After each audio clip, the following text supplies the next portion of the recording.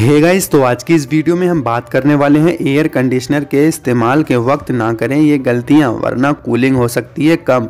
तो गाइस, आपका ज़्यादा टाइम ना लेते हुए वीडियो को स्टार्ट करते हैं। अगर आप अपने घर को ठंडा करने के लिए एयर कंडीशनर का इस्तेमाल करते हैं तो आपको कुछ बातों का ध्यान रखना चाहिए। तो गाइस, कई बार घरों को ठंडा करने के लिए घरों में एयर कंडीशनर का इस्तेमाल करते हैं। दरअसल इसका इस्तेमाल ना सिर्फ आपको कूलिंग देता है, बल्कि ये गर्मी की सबसे बड़ी ज़रूरतों में से एक है। अक्सर लोग इसके इस्तेमाल के वक्त कुछ लापरवाही ज़रूर करते हैं, जिससे आपका बिजली का बिल तो ज़्यादा आता ही है और कमरे की कूलिंग भी कम रहती है। यही नहीं, कई बार एयर कंडीशनर का इस्तेमाल ठीक से ना करने की वजह से ये बहुत जल्दी ही ख़राब हो जाता है। अगर आप भी इस समस्या को बार बार देखते हैं कि आपके घर का एयर कंडीशनर बार बार ख़राब होता है और कमरे को ठीक से ठंडा भी नहीं करता है, तो आपको कुछ गलतियां करने से बचना चाहिए। तो गाइज़, मैं आपको कुछ पॉइंट्स ऐसे बताऊंगा जो आपको फॉलो करने होंगे। तो गाइस, फर्स्ट पॉइंट है एयर फिल्टर साफ़ ना करना। यदि आपका एयर कंडीशनर ठीक से कूलिंग नहीं करता है तो इसका एक कारण एयर फिल्टर का गंदा होना भी हो सकता है।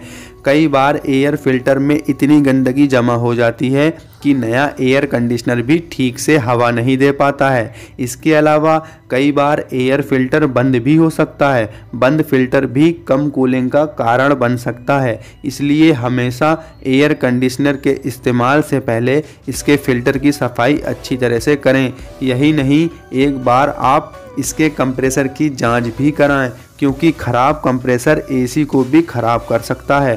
तो गाइस, सेकंड पॉइंट है दरवाजे को बार बार खोलना बंद करना। अक्सर लोग जिस कमरे का एयर कंडीशनर इस्तेमाल करते हैं उसके दरवाजे को बंद ही रखते हैं, जिससे कमरा ठंडा हो सके। लेकिन कई बार घर में छोटे बच्चे या फिर घर के बड़े किसी काम से बार बार कमरे को खोलते और बंद करते रहते हैं। ऐसा करने से कमरे में कूलिंग नहीं हो पाती है और इसके साथ ही एयर कंडीशनर का कंप्रेसर ख़राब होने का खतरा भी बढ़ जाता है, क्योंकि ये अपनी कैपेसिटी से ज़्यादा एनर्जी लेने लगता है। तो गाइस, थर्ड पॉइंट है दिन में पर्दों को खुला छोड़ना। लोग दिन में अक्सर सभी पर्दों को खुला छोड़ देते हैं और बाहर की धूप कमरे के अंदर आती रहती है। ऐसे में जब कमरे को ठंडा करने के लिए आप एयर कंडीशनर का इस्तेमाल करते हैं तब इसे कूलिंग के लिए ज़्यादा ऊर्जा की खपत करनी पड़ती है। इसके साथ ही जब धूप अंदर प्रवेश करती है तब कमरे की कूलिंग भी कम हो जाती है और बिजली की खपत ज़्यादा होने लगती है। इसलिए आप कमरे में जब भी एयर कंडीशनर का इस्तेमाल करें, आपको कमरे के सारे पर्दे बंद कर देने चाहिए। तो गाइज़, फोर्थ पॉइंट है एयर कंडीशनर की समय पर सर्विसिंग ना करना।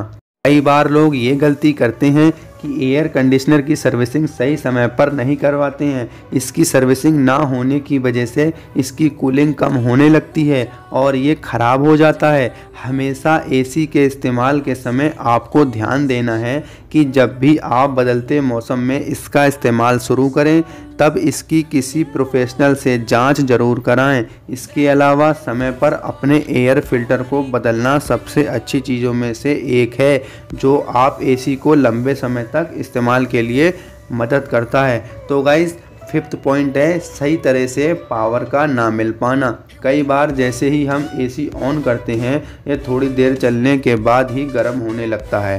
इसका एक बड़ा कारण कमरे में पावर सप्लाई की खराबी भी हो सकता है।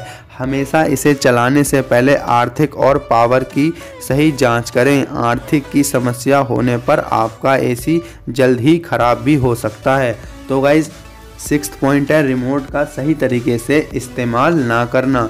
जब आप एसी का इस्तेमाल करते हैं तब बार बार कूलिंग बढ़ाने और कम करने के लिए रिमोट से इसके मोड बदलते रहते हैं, लेकिन बार बार रिमोट का इस्तेमाल और गलत तरीके से इसका इस्तेमाल करने से ना सिर्फ आपका रिमोट ख़राब हो सकता है, बल्कि ये एयर कंडीशनर को भी ख़राब कर सकता है।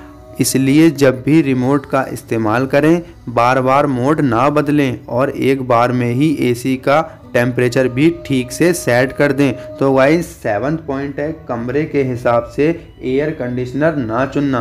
कई बार हम कमरे की कैपेसिटी से कम क्षमता का एसी कमरे में लगा देते हैं। जैसे यदि कमरा ज़्यादा बड़ा है तो उसमें कम से कम 2 टन का एसी लगाना बेहतर है।